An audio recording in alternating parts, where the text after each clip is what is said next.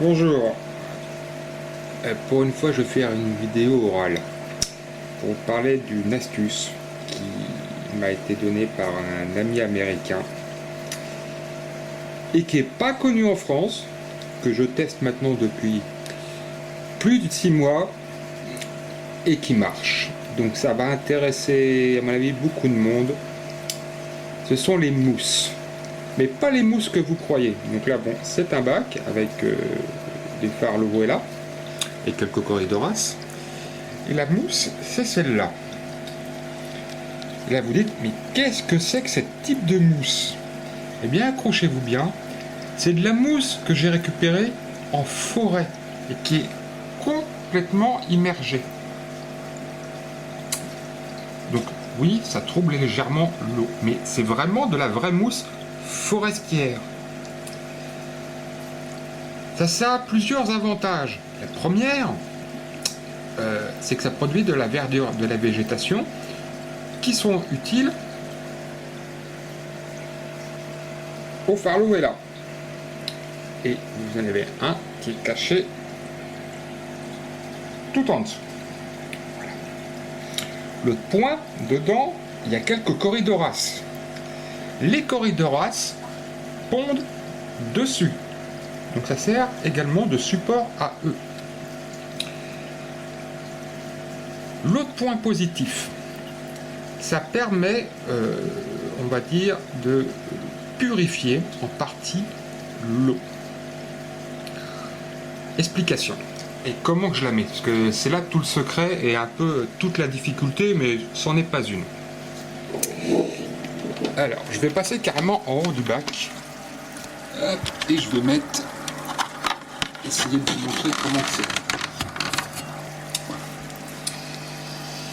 Alors, le haut du bac consiste à vraiment mettre des vraies mousses forestières qui sont comme ça. Vous voyez, elles sont carrément accrochées au niveau du bac, ce que j'ai en forêt. Même, je vous mets en arrière, voilà. Le bac est hermétique, donc déjà il faut qu'il soit suffisamment hermétique pour qu'il y ait de l'humidité. Et la mousse forestière aime l'humidité. D'ailleurs, c'est la même mousse que vous retrouvez en forêt pour les amphibiens. Par exemple, comme les tétras, les salamandres ou les grenouilles, qui aiment bien cette forme d'humidité. Et ces mousses, vous les trouvez à ces endroits-là, parce qu'elles adorent les milieux un peu humides, chauds, confinés. Voilà. Vous laissez pousser carrément la mousse forestière sur les pourtours de votre bac. Donc au départ, bien sûr, il faut l'accrocher avec 2-3 bouts de ficelle, et puis à la fin, le truc, ça tient bien, j'ai rien besoin de faire, il n'y a plus besoin de ficelle. Et à un moment, toute cette mousse, dans l'eau, là, carrément dans l'eau, grossit, vous voyez, vous avez vraiment ça fait des énormes touffes, et à cause du poids, vont s'arracher et tomber par gravité dans l'eau. Hop, et donc je vais me mettre en dessous. C'est ce qui s'est passé exactement ici. Donc ici, à cet endroit-là, je vais mettre la main, il y avait une grosse touffe qui prenait, hop, voilà. La touffe, elle était là, elle était en suspension accrochée sur le plastique, les rembarres de mon aquarium, et d'un seul coup, à cause du poids, elle s'est écroulée dans l'eau. Et ce qui sert pour le support à eux de quelques Corydoras, mais également en partie de nourriture pour les Farloruella. Revenons maintenant au principe de purification de l'eau. Ces plantes, en fait, vivent très bien dans l'eau. Bon, vous voyez, elles sont là, et même dans l'eau, je peux la remonter, vous voyez, elles ont une bonne couleur. C'est-à-dire qu'elles pendouillent littéralement dans l'eau, elles sont même pas marron, elles sont bien, je vous assure. Et ces plantes vont absorber certaines, on va dire, mauvais nutriments, appelons ça comme ça, de l'eau. Elles vont purifier un peu l'eau, on va dire, de façon naturelle. C'est pas une purification absolue, mais on va dire c'est un aide, une petite aide biologique pour son eau. Donc je lance l'idée pour les aquariophiles.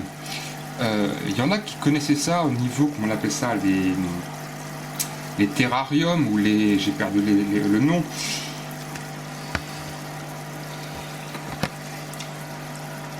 Pour faire... ceux qui font des terrariums ou des... j'ai perdu le nom, des... ça me revient plus, je m'excuserai, je retrouve plus le nom. Vous savez, il y a un peu d'eau au fond du bac et puis les gens mettent beaucoup de végétation, des plantes à l'air libre à côté. Voilà.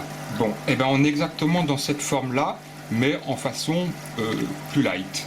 Donc vous avez moyen de bricoler des trucs simples, juste en allant chercher des trucs dans la forêt à côté de chez vous. Vous laissez pousser, ça fait naturel. Ça fait bio, ça donne des bonnes fougères vertes, ça détoxifie en partie l'eau, ça oxygène aussi un petit peu l'eau, hein, pas beaucoup, parce que là, on se rend bien compte, c'est pas le peu de mousse qu'il y a autour qui va suffisamment oxygéner l'eau, mais ça aide. C'est un support pour les Corydoras pour les œufs, c'est un support également pour les œufs des Farlowella, donc ça c'est génial.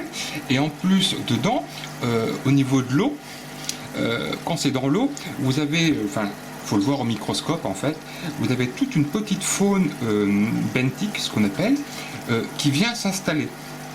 Et cette petite faune benthique qui est dans la mousse, une fois qu'elle s'est écroulée, dans l'eau, est très riche en nutriments pour les alevins de Corydoras, mais également de Farlowella. Et ça c'est génial, parce que ça veut dire que vous avez une nourriture naturelle qui est à disponibilité immédiate pour les alevins. Ils vont se cacher dedans, ils vont se nourrir dedans pendant un certain moment sans que vous n'ayez besoin de faire quoi que ce soit. Donc vous avez une forme biologique, naturelle, de reproduction de vos poissons sans intervention mécanique humaine, c'est-à-dire aller chercher les œufs, les mettre dans un pondoir, etc.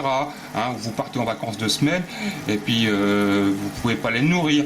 Là, vos alevins ils mourront. Donc que grâce à ce système-là, vous avez un temps de subsistance des alevins que vous n'aurez pas vu qui est augmenté, puisque tout ça c'est bourré de faune benthique, de petites bestioles, de petites bactéries, etc., qui sont mangeables par les alevins des poissons. Donc voilà, c'était ma vidéo de la journée, c'est vrai que j'en avais pas fait depuis un petit moment. J'ai découvert cette méthode que j'ai mis en place depuis 6-8 mois. Je voulais attendre de faire une vidéo et aujourd'hui, je peux dire qu'avec certitude, au bout de 6-8 mois de test, ça marche. Voilà. L'eau par contre devient en effet un tout petit peu verdâtre. Hein. Moi ça me gêne pas puisque les poissons amazoniens ne vivent pas forcément que dans de l'eau claire de montagne, hein, soyons clairs. Enfin plutôt soyons ensemble, là je fais un jeu de mots involontaire. Donc que l'eau soit un peu verdâtre, voilà, c'est pas dramatique. Mais c'est un effet biologique, naturel, qui est sympa. Et qui mérite d'être étudié, voire d'avoir une nouvelle approche pour l'aquariophilie. Allez, sur ce, bon après-midi.